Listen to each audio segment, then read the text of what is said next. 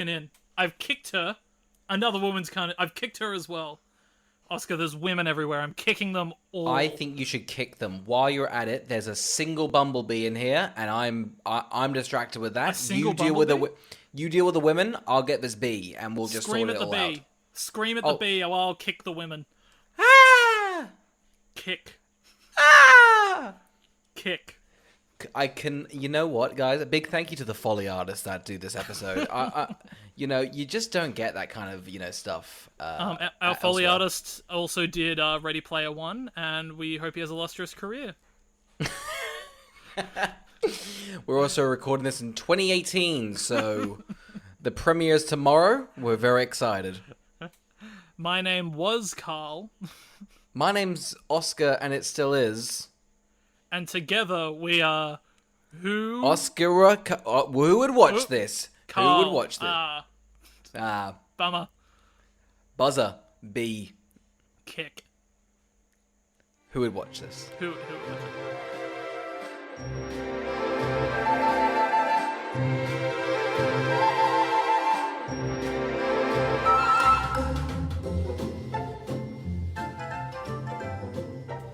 I'll say right now, Carl, our best opener. Wow. I think it works. I'll say it. I think it works. Welcome to Who Would Watch This, the podcast where we watch a film, chat about the film, and then try and figure out who would watch it. Today we're talking about the Nicolas Cage remake of The Wicker Man, which currently has a 1.8 on Letterboxd, a 15% on Rotten Tomatoes, and a 3.7 on IMDb. Pretty low scores. Pretty low. Oscar, what's the plot? A sheriff is investigating the disappearance of a young girl from a small island discovers there's a large mystery to solve among the island's secretive neo-pagan community. Or 2006's Midsommar. Wow.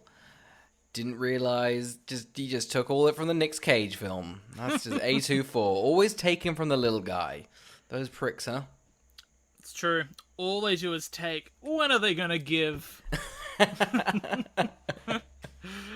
Oscar, shall we go back in time to a time when we hadn't seen the film and we tried to predict who we thought would watch it? Yes. Yes, Carl. Yes. For specificity, it was last week. Thank week. God. Was it? No, 6. We'll go back in time. We'll figure it out. We'll give the exact date, I assume.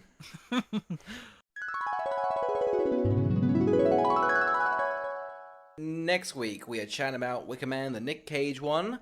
All I know is that there's bees, and he doesn't like the bees on his face. What's this film about? What's the? Who would watch it? What's it about? Huh?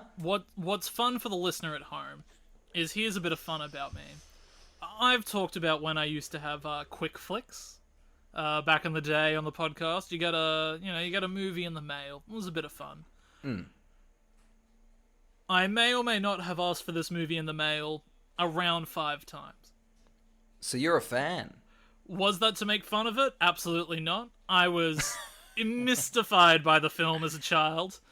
Loved it. Thought it was intriguing. Thought it was dark. Thought it was edgy. When was the last time you revisited it, Carl? Could it still be all those things? 13, maybe? 14? It could hold up.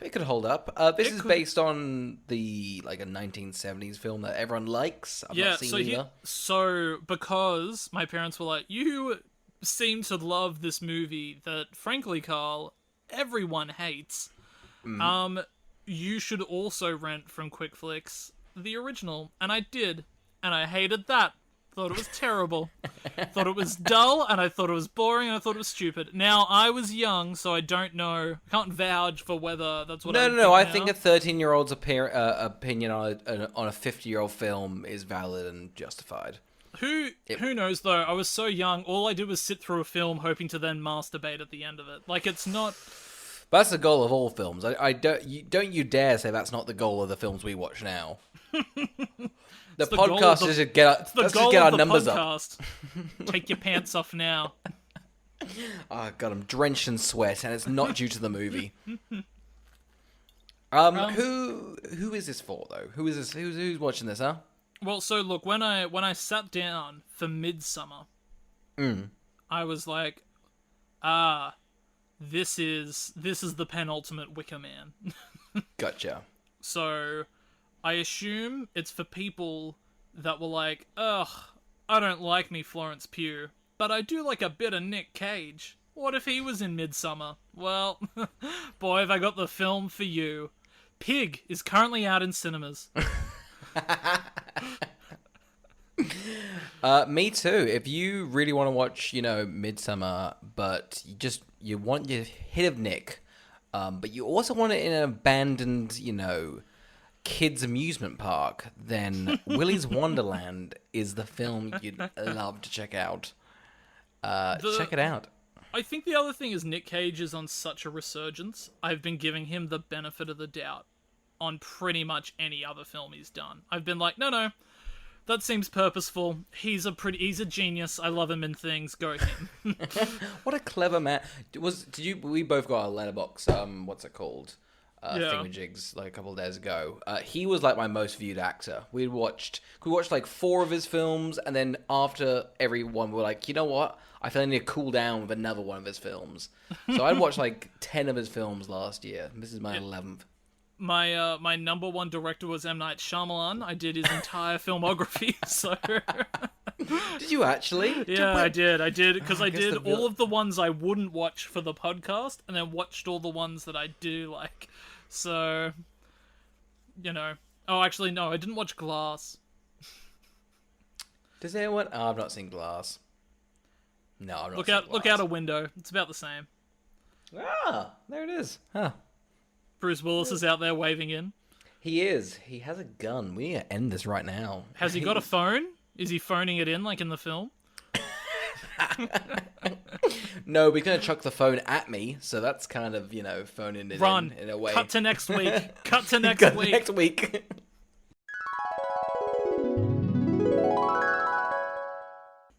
Carl, I think I'm on your side. I don't think this movie's a 3.7. Who knew it fucking held up? That's it. 13 old me's doing somersaults. Turns out his taste in movies wasn't good. It's still not now. The Wicker Man holds up. You heard it here first.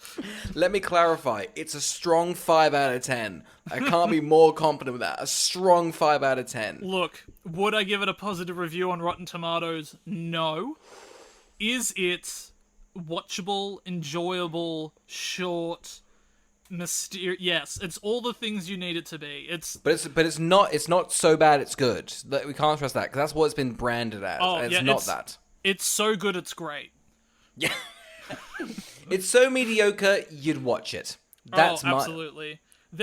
Look, before we dive into all of the stupid things that happen in the film, I would like to call out things such as, I think the location scouting's good, the mood of the film is good, the art decoration of the film is good, and I think the casting's pretty good as well. Yeah, I think all the women are good. Yeah.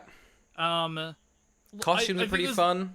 Yeah, look, I think it's a fun film. It's a fun, intriguing film. Don't you reckon it has all the ingredients? If it just didn't, I don't know what's happened, but it has something that's made it very ridiculous. But if you kind of cranked it down or up, I don't know, you're cranking something, it could be terrifying in a weird way. Well, it's one of those things where I can totally understand somebody watching it and going, I'm going to make this great, and that person being Ari Aster, because Midsommar is all of the little things where I'm like, oh, the Wicker Man does this thing okay and it does this thing okay. He's like, what if I just did it all great? What if I pulled all the good things from both of those Wicker Man films and just did them well? Yeah, pretty much. And Midsommar's great.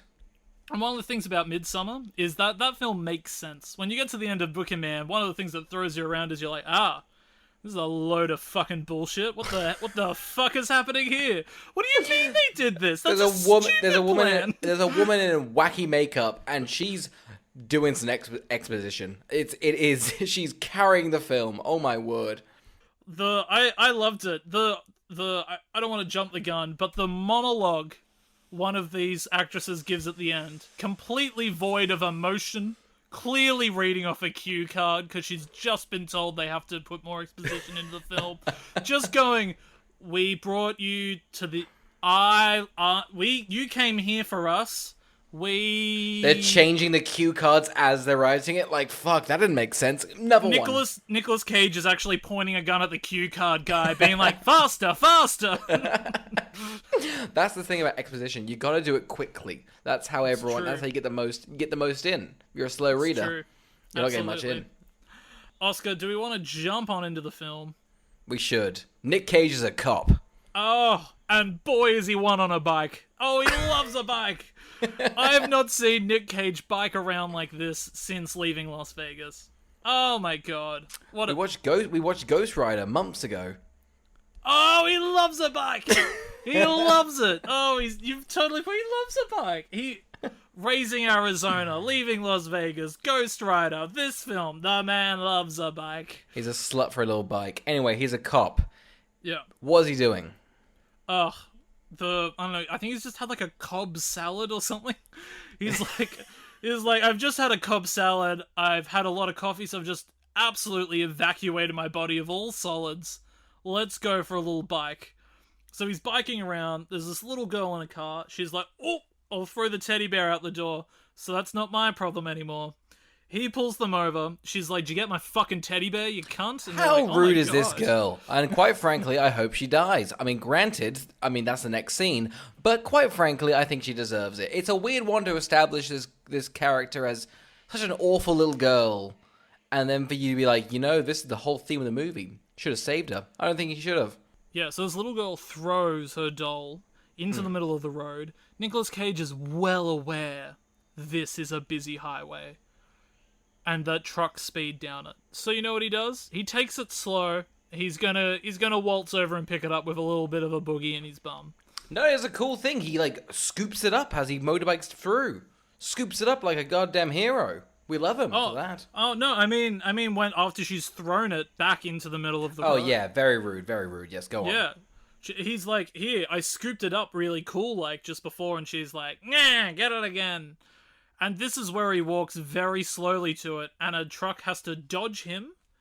But instead of, swerving right and going off the cliff and just dying, the truck driver's like, "I'll opt to kill the car full of people." You mock that, but he didn't know his rights and lefts, so that's really that's pretty cruel to say. This is a wild opening for a handful of reasons. Name 5. Name 5 reasons why this is insane to start. So the truck hits it. The car's on fire. It's just fully ablaze. Nicolas Cage is like, "I know the best way to get to her. I'll punch a single hole in the back of the car that wouldn't be more than 5 inches wide, and I'll tell her to just crawl through it. I'll give her my hand. I'll be like, grab the hand and crawl through the jagged glass, sweetie. I can save you." I'm like, "Beat down more of the window, you idiot." Carl, listen, he has a weird thing about weight, Nicolas Cage. It's not healthy, but it's how it manifests, and it's not good for him. Essentially he uses his helmet to break the window. He does a little bit, he's like, all right, done with that. No idea why the truck doesn't destroy the whole thing. Oh my god. This girl should be saved. They should be absolute mush right now. But then 2 things happen. 1, the car catches more ablaze and completely blows up. 2, the bodies are never recovered. Is this because the cult takes them, or do they just magically disappear? No, this woman and daughter are at the ending of the film. Huh. So I don't know how they orchestrated this. Was the truck driver in on it well? Hey, I'll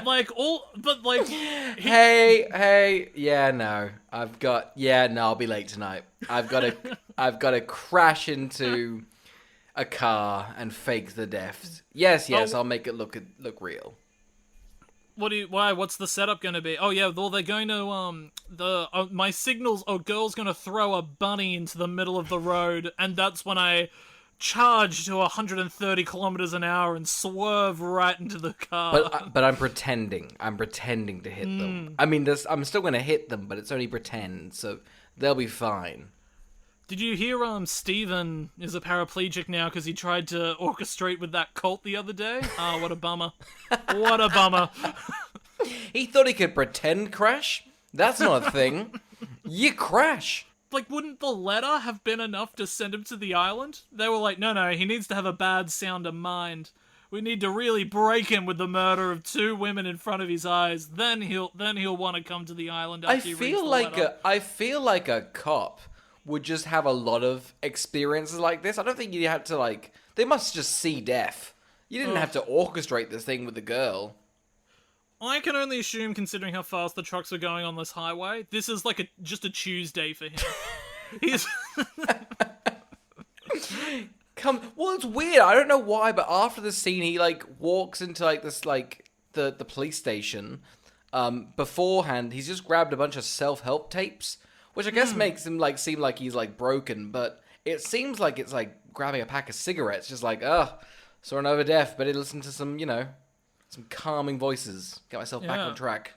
I guess one of the things, the reason their bodies are able to disappear is because the girl that works at the police station is also working for the cult. But I don't understand how they got out of that burning car after that horrific Carl, accident. don't you remember that very small, narrow hole in the glass? Crawl through that. Get out of there. It's like in the third Madagascar when the tiger can jump through a ring. It's like, you just gotta believe you can fit through the space. That's how it works. Also, spoilers. Somebody's palate cleanser might be penguins in Madagascar. Stay tuned for the end of the podcast to listen to Oscar's thoughts on that one. I always watch The Wild.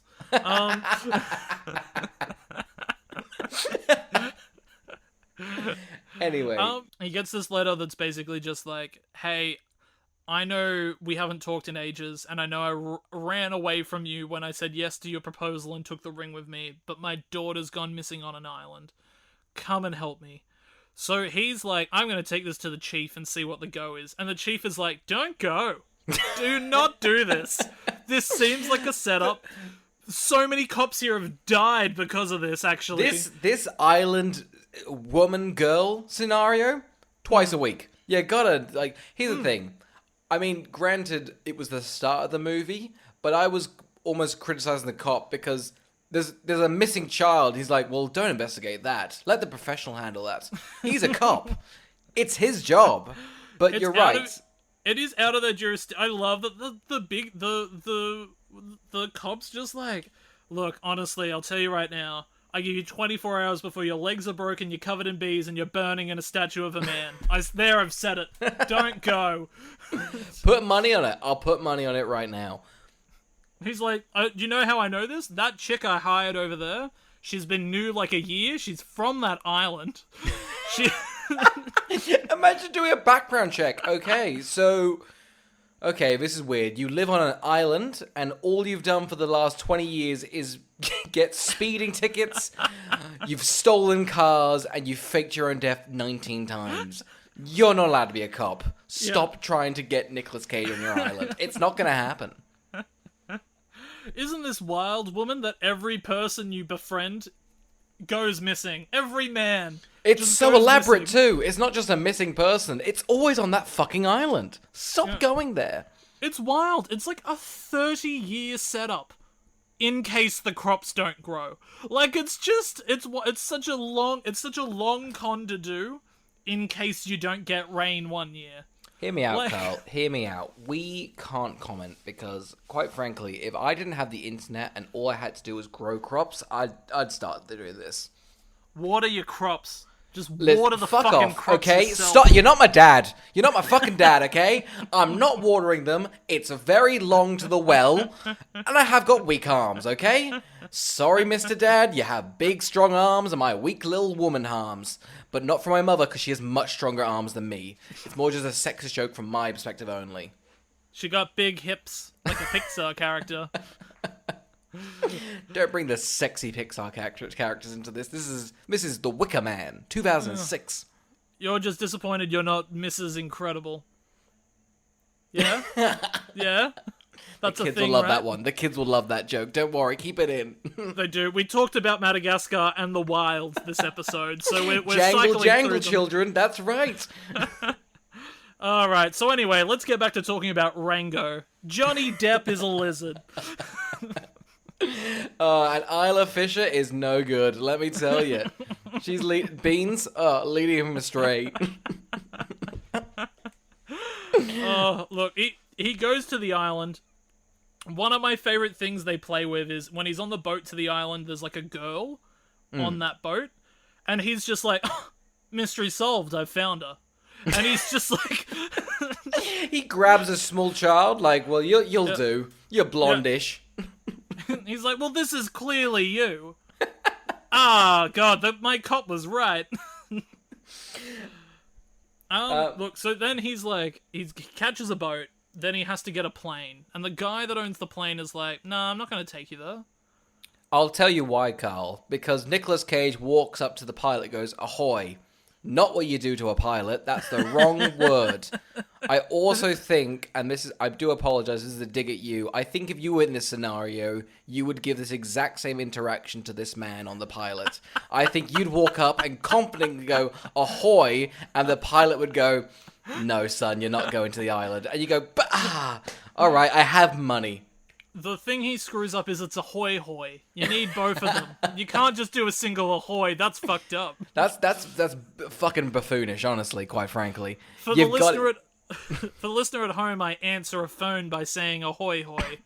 And that's why Oscar's making fun of me. I don't think it's an issue of my personality. I've been told it's charming.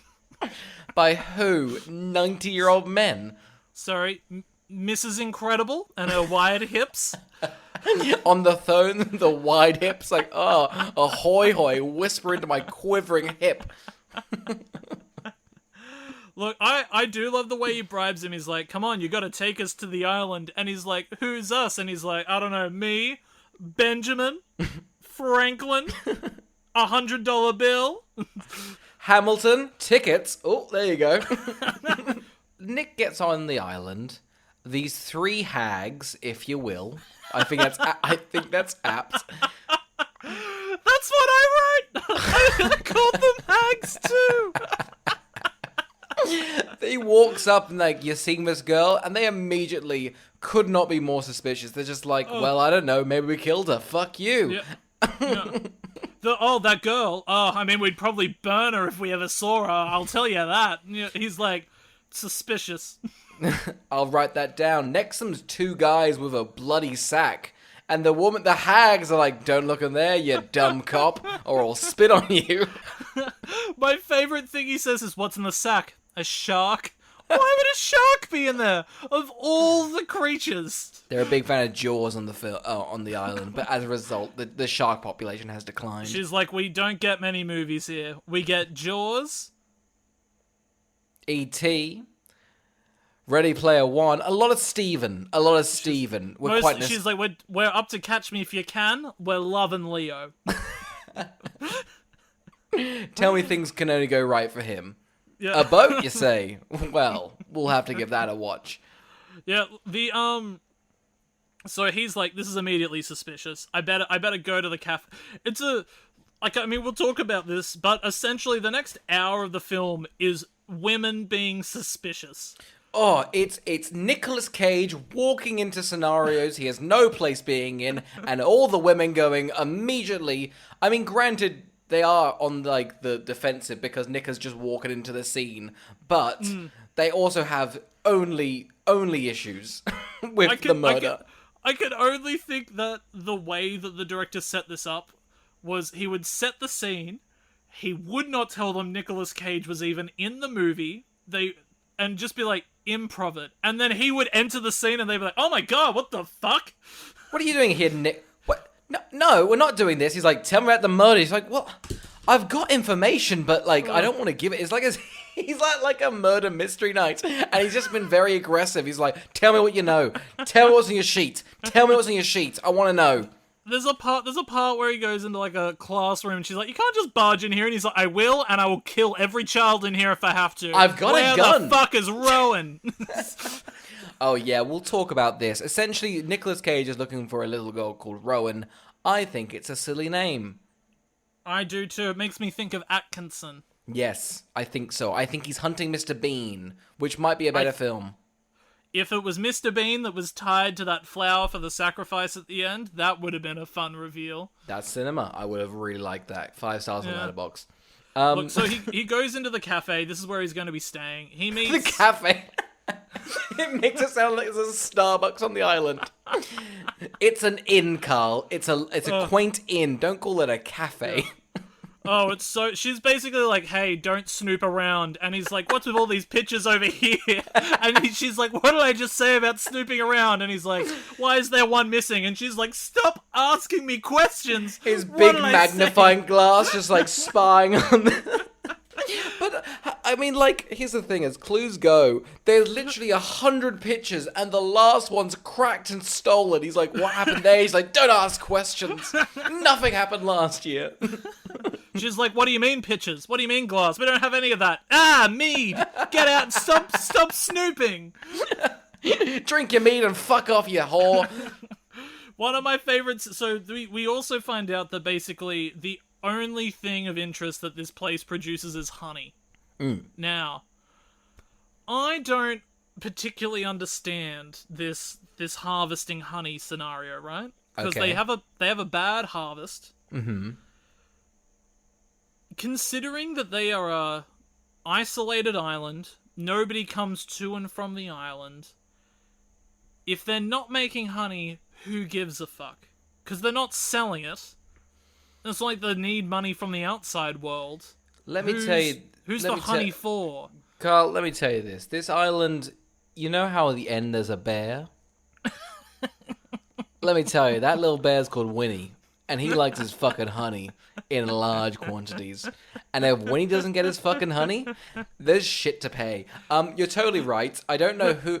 you can't sustain yourself on honey. You need bread.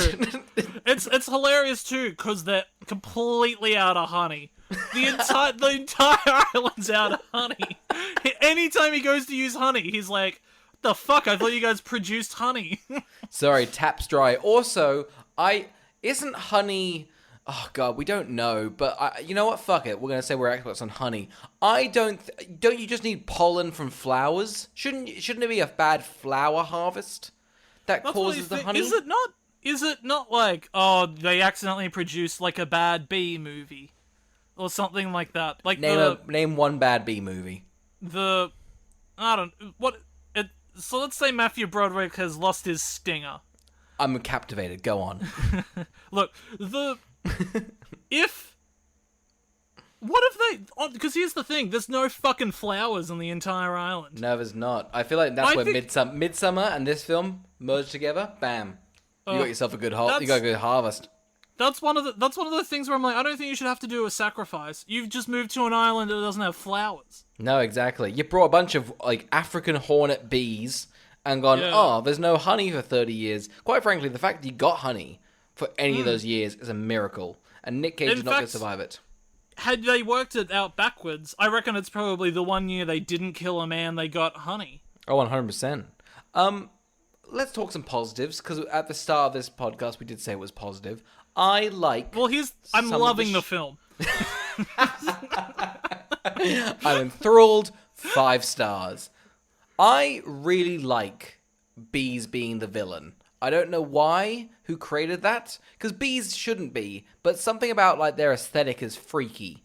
They make bad sounds. I don't like their sound. They got a creepy sound. They do have a creepy sound, but Bumble, you couldn't be scared of that. But yeah, no, there's like a nice shot. I was surprised.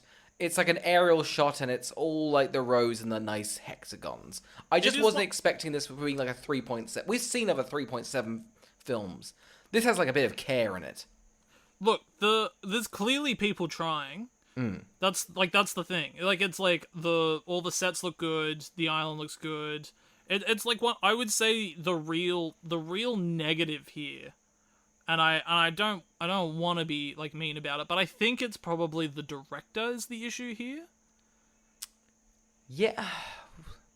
I think clearly as a director, he's not like reining in aspects and not playing up aspects as much as he should. Or the other thing is, because it's a $40 million film, so pretty expensive. The other thing is, he might have made this movie without a lot of the random dream sequences and jump scares that are in the film. Which bog it down so bad, don't they? But that's what a studio might have gone, we think it's too slow. We're going to insert these quick little sequences through the movie that make it bloated and stupid. So, like, I don't know. But I do think that there's just certain aspects where I'm like, I think that this scene needs to be more, like, lucid to really be unsettling.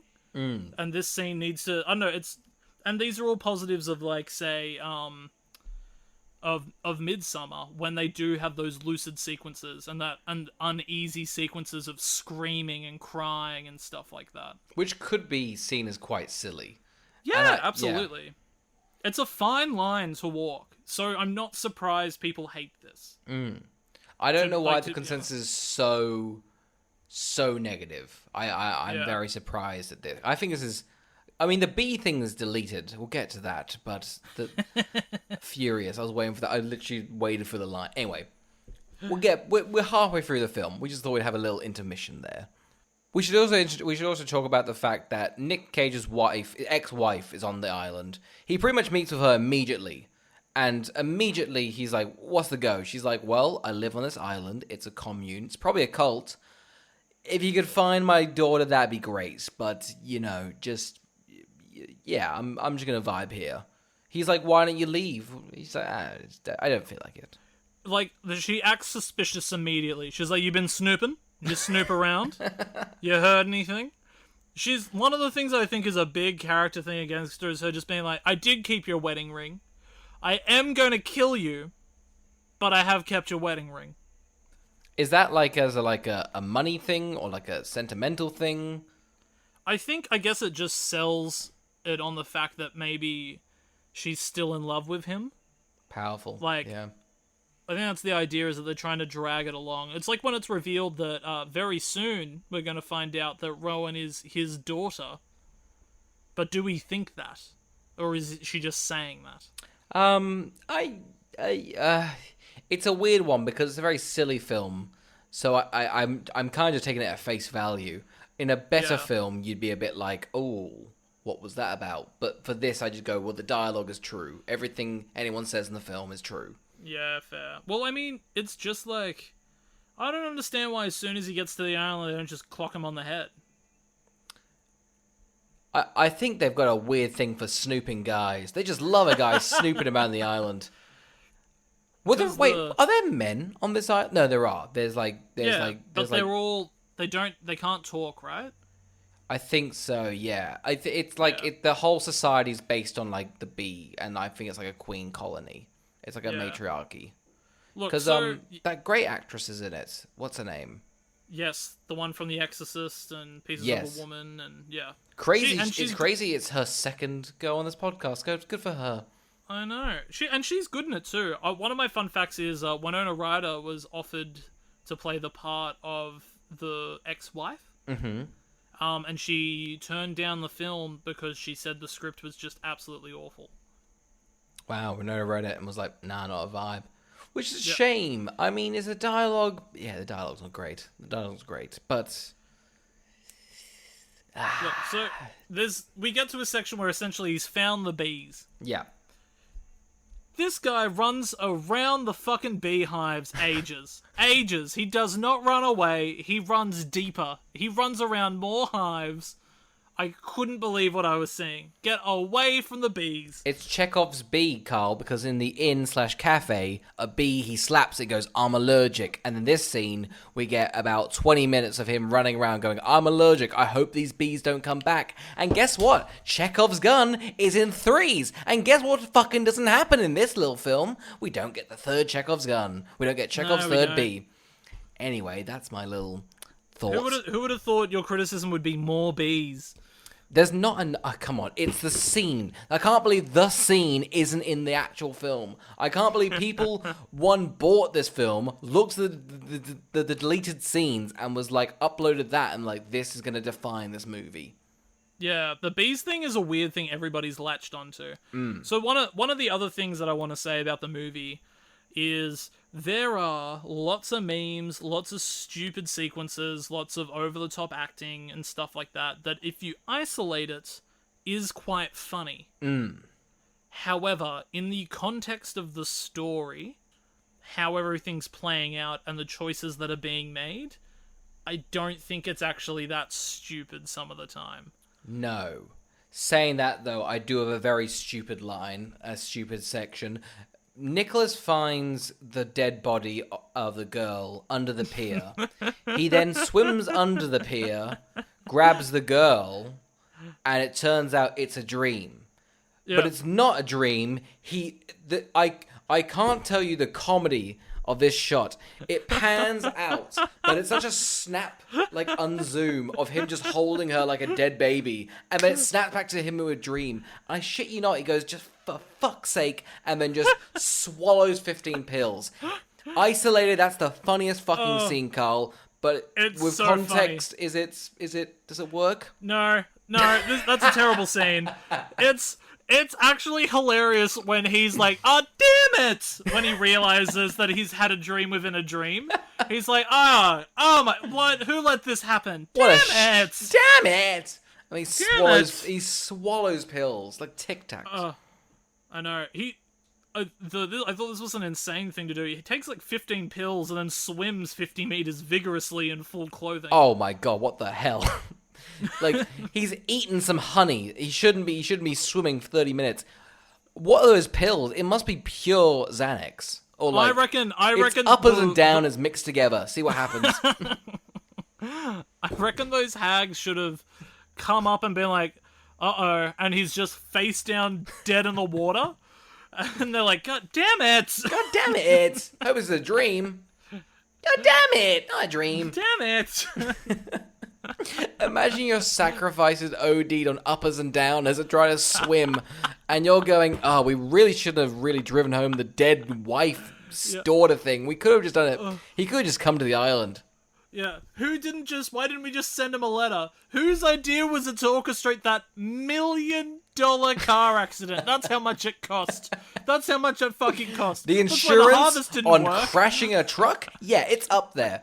Also, it's his job to investigate a missing child.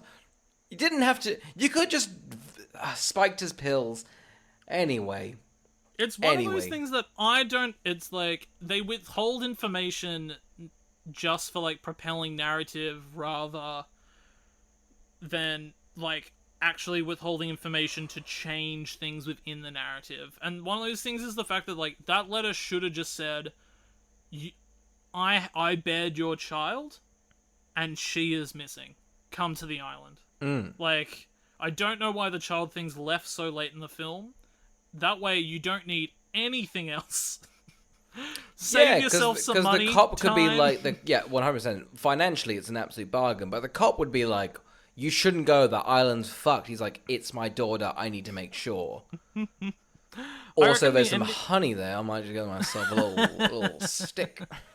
I reckon the ending of the movie should have revealed that it was all planned by Danny Ocean.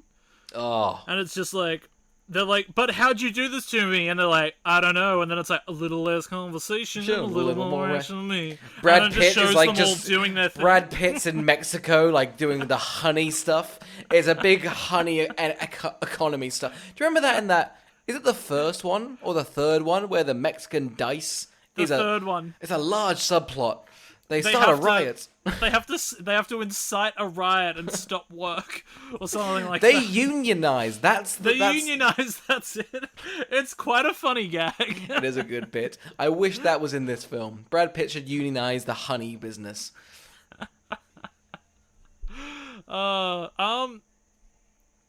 So a handful of funny things also happen within the film. We meet some old creepy twins. They're pretty fun. There's a lot of twins in this, and again, very easy. I like that in horror films. Just freaky little twins on an island. I like it. I'm a fan, and they're creepy, and sometimes they're funny, but most of the time it's just creepy. So they've succeeded there. Yeah. So things are heating up. He thinks that they're potentially going to kill the girl.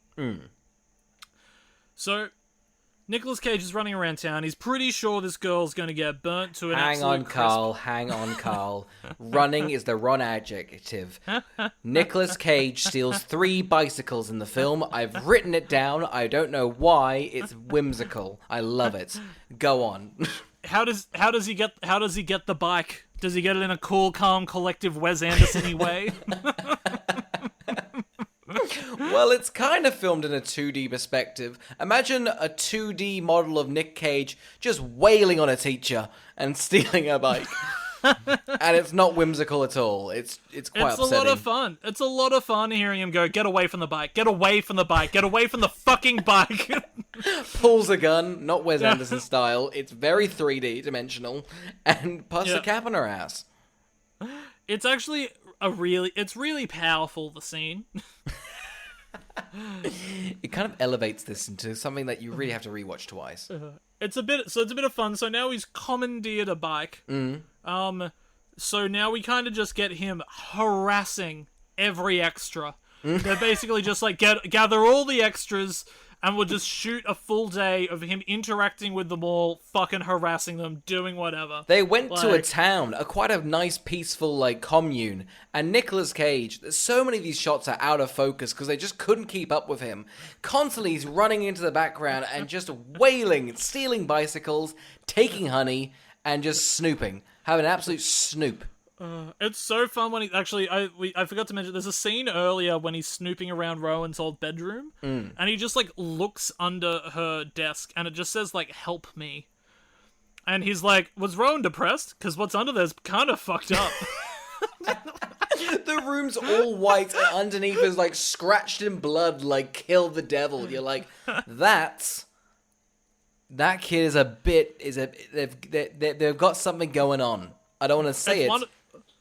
It's one of those things where I would like to see the other side of this movie, and it's the 3 hags, and they've got little things into their ears so that Island can communicate, and people are just like, stall him. We have to graffiti underneath the tables. Stall him, and they're just like, look at this shark we've caught. Look in this bag. We're into this bit while someone has a red biro just going nuts. Just for fuck's sake. That's why their crop died. They spent all this time setting up this long con. That's the thing. You can't farm if you're doing these elaborate gags. I can tell you right now, truck insurance, getting a good understanding of that, you can't farm on the side as well. I think, so during this time that he's running around town, he also finds out they've killed the pilot. Why? Why have they killed the pilot? He's the only one that brings them stuff and takes them off the island. And they've killed him because he brought Nicolas Cage to the island. But they wanted Nicolas Cage on the island. So why'd they kill him? Because it's not even for a sacrifice either. I guess it's one of those things it's a reveal, Nicolas Cage is captured. But then the next scene over, you're like, but that was your plan. Does anyone else have a pilot's license? He's the only pilot that takes honey as currency, so they're really fucked, aren't they? Honestly, I wouldn't be surprised if Sister Rose had one. She seems she'd be a pilot. Oh, she would. That old hag could get up in the skies, couldn't she? Absolutely. Honestly, I wouldn't be surprised if that was, who's that chick that went missing over the Pacific? Amelia Earhart? Yeah, this is where Amelia Earhart crashed. This is her cult. There's nothing funnier than an off-the-cuff joke having to clarify who's that person. Yeah, okay. Imagine her. That's how that's happened. I'm so glad I didn't say what I thought her name was. Amelia Earhart. Take that, women who fly. Ba-dum-bum. That's right. The Who Would Watch These Boys are coming for you, females of aviation. Remember, you have to email us if you want any of these on a shirt, because we've already put all of them on a shirt. Everyone, while Nicolas Cage is riding a bike around, Everybody's wearing animal masks. It starts to get familiar. Like they're doing like a ceremony. Quite frankly, Nicolas Cage keeps hitting kids. It's not professional. He's doing this really fun thing that is, he will, if anyone mildly comes into within an arm's length of him, sucker punches them so hard, so unbelievably Children, hard. women, mute men, doesn't matter. They're getting a little sucker punch to the face.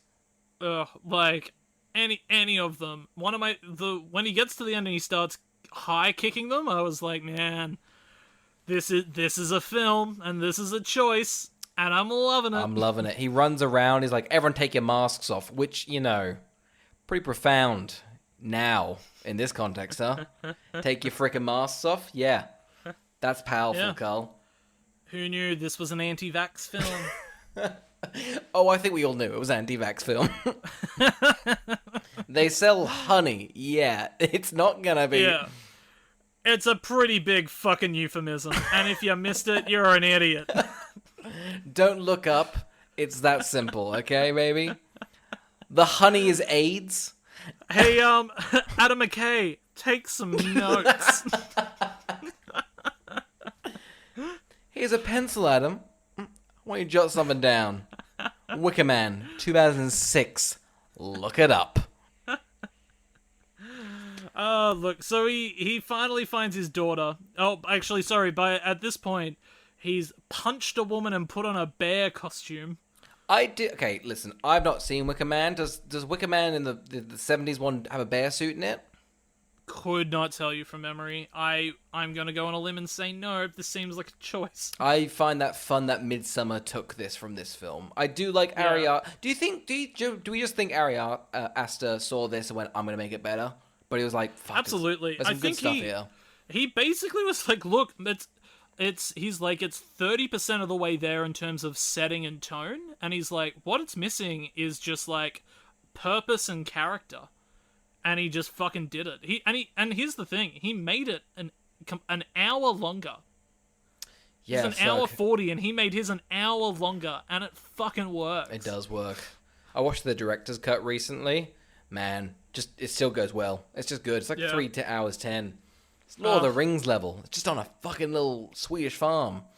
Love it. That farm it's one of those things where it's like, in this film, so much of it's shot in the day, and I think that it's simply just not unsettling the way it's directed. Whereas there's something about the entire like film of Midsommar being so bright. Oh, that saturation's terrifying, isn't it? Yeah. Oh, God. What a good movie. Anyway, Might turn this off and watch Midsommar. I think we should, but before you do that, Nick Cage is in a bear suit and punches a woman, and I think that's a pretty good film. Hey, Martin Scorsese, tell me this isn't cinema.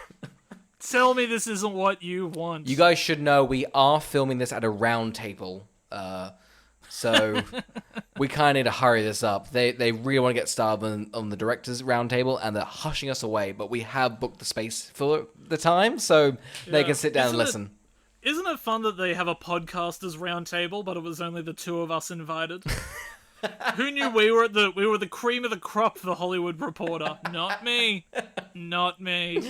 Did they get the bad host that nobody likes for us? I hope so. So the one where somebody's like, so I've actually got this really insightful answer, and the answer is, so how'd you get your shoes on in the film?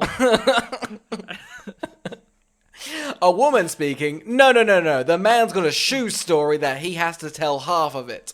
Back to the film. Nicolas Cage gets burnt alive in a Wicker Man. Thoughts? Look, so did you watch the theatrical or the extended? I watched the shortest possible one at 2 times speed. So you tell me what I missed. So you didn't watch the one that has the deleted scenes in the film? No, I was very upset the B thing wasn't there. What happens? Because all I got shown was him getting pulled upside down in the Wicker Man. The young girl burns him, and then we just get the red vision. He's gone. Oh, and before you finish, James Franco's at the end in a bar. Upsetting. But go on. What were the deleted scenes? Why is James Franco of all people in that scene? I've got no anyway, So I think one of the things that everybody really also enjoys making fun of in this film is that, you know how it's like he just screams over the images as painful things happen? Oh, that's hilarious. There was like one, he's like in a sack, he's like, my leg! My other leg! I think it's one, very funny, but two, it's a hard thing to put on him and go, hey, we can't be too violent, so you have to describe what's happening to you in pain. And I'm like, there's no way that was ever going to work. No way. It's like, because it's like, of course not. When have you ever stubbed your toe and not in the I mean, afterwards you can say, oh, I stubbed my toe. But in the moment, no one's going, stub my toe. It's, fuck, stub my toe, fuck, look. Whereas he's like, my leg, you broke it. Oh, there goes my other leg, you broke it. It seems pretty much that they've gone flat out like, hey, we're going to film this sequence, but audio-wise, you need to be describing what's happening so that we don't have to show it if need be. And so it's like, you have to describe that your legs are getting broken, that there are bees, that the bees are coming. You need to distinguish when you've started to get stung. It's just it's a really bizarre audio trip to like put on him. I don't think anyone would have done a good job. Well, no, of course. And like for my cut, it was like it's played over the visuals of them just carrying him in a sack. Yeah. So it's not very. You're kind of like, is this happening in the sack? Yeah, it's weird. Really weird. I wonder if they were just like told, hey, look, if we have to get this to a different MPAA rating, make sure the violent scenes are filmed in a way that we can cut them. That's fairs. Yeah. Look, that was Wicker Man. That was Wicker Man. That was the Wicker Man.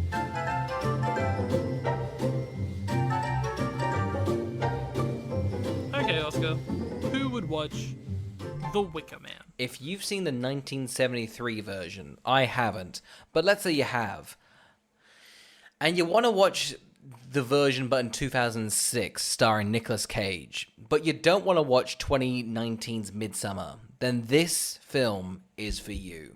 Carl? It's the Goldilocks. It's the Goldilocks. It's like in the middle. Yeah. If you want to watch Wicker Man circa 2000, early 2000, this is for you. Carl, who should watch this? Look, if you don't own a house yet, maybe when you dream about owning a house, you close your eyes. And you're like, oh, I would love a house with a porch. And you're like, but what would I populate that porch with? And you're like, a chair, a table, a couch. And you're like, but what material would I like them to be made of? And if that material's wicker, I have a film for you. I like that what you've just said is said by like, what's his name? Matthew McConaughey. And he's just gone, like, at the end, Wicker Man. It's him facing off against a vicious piece of wicker in a car. And he starts crying, and it just cuts to the Wicker Man. Fucking Wicker Man. Have you seen Beach Bum yet? You should. He fights a big Wicker Man at the end. You know what was one of the weird things in the movie? One, the island's fucking huge. Yeah. And two, he never finds that giant Wicker Man.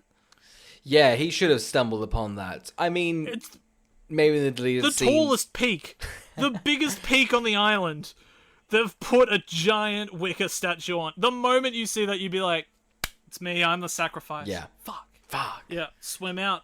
It's that fucking truck 10 years ago. I fucking knew it. I told them. It's too weird for it to happen like that. That shouldn't happen like that. It should explode. He's like, wait a minute.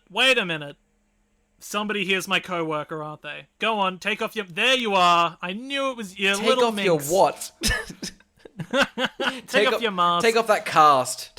Yeah, that's right. Your ganky wrist. I can tell. You hag. Oh, Wicker Man! What a film! What a perfect film! Best film of the year. I'll say it right now. Look, when you're this early into the year, what else isn't? Exactly. Oscar, have you got a palate cleanser today? I've got many. Okay. Although I said I'd do a Penguins palate cleanser, the Penguins of Madagascar, I'm just gonna say it now. Great film, very funny. all I've got for it. I've got two, Carl. You can pick. Great film. Yeah, very funny. Okay. Saying it right now. You got two options. You've got The Lady Killers, the Coen's brother film, or you have the Harry Potter reunion. What would you like to chat about? This is up to you. Let's do The Lady Killers. Okay, it's... Yeah. I feel bad that you watched this, and this is now what you think the Coen's brother... Because it's weird. It's very upsetting. Tom Hanks is brilliant. Yeah. All the race stuff and stereotypes are very upsetting. Yeah, don't know why they've included that. It has not aged well. I don't think it aged. It's also not funny. No. Oh, the only bit is like kind of funny is Tom Hanks's performance of some of the words he says. He's having the type of fun performance Daniel Craig is in Knives Out. Yeah. But man, when I just remember when that statue head falls on him and he falls off that, like, and that was the ending, I was like, what the fuck was the point of this film? Yeah, it's a bit, I mean, that's a lot of Coen brother films, but at least you kind of have, like, a good story in the middle. So you're like, well, it was a bit of fun, wasn't it? Yeah, that film's, a bit upsetting. It's weird seeing Marlon Wayans, is that his name? In a Coen brothers film, kind of doing, like, his early 2000s black thing. It's a bit upsetting. Crazy they followed up with No Country for Old Men. I think that's just insane. Yeah, it's definitely their worst. Definitely their worst. But there's little bits in it. There's little bits in it. I'm like, I mean, for your worst, it's not that bad, but there's just a lot of bad. Yeah, upsetting. It's the main reason I've seen so few of their comedies. It's just...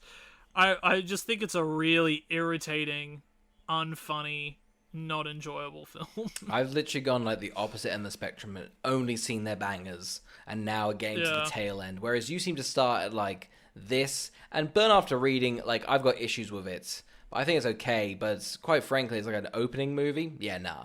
That's... Yeah. Nah. And like... I mean, I think Hail Caesar also has its moments, but it's also just such a, like... Oh, yeah, that's one of those ones you appreciate because they've done so many other good films. You're like, okay, you get a pass because you guys were doing what you wanted to do. Whereas if you watch that just straight by itself, it's pretty strange. I keep being told it's like, it's fine. When you watch The Big Lebowski, you'll understand why they're funny. And I'm terrified I'll hate The Big Lebowski and get... mercilessly bullied. I don't think watching The Big Lebowski will make you click like, oh, that's clever. You just sort of... The Big Lebowski is way better. There's no way about that. I mean, Fargo's quite funny. Like, that's a nice black comedy to it. Like... Yeah. Ugh, Lady Killers. Yeah, that's upsetting. Hate it.